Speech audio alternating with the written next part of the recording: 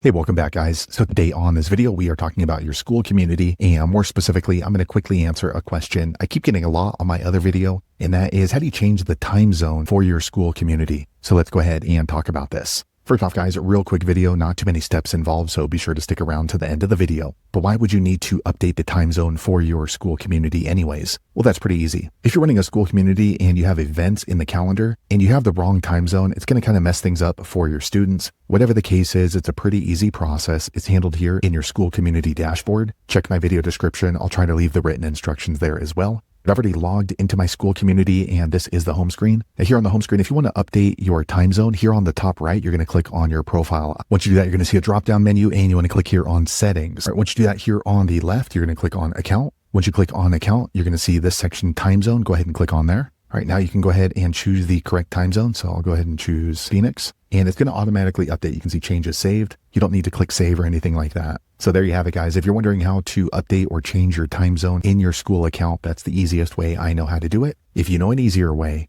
be sure to leave a comment below. Let the rest of us know how you did it. Hopefully you found that video useful. If so, click thumbs up, or maybe consider subscribing to my channel, and I hope to see you on the next video. Thanks again for watching.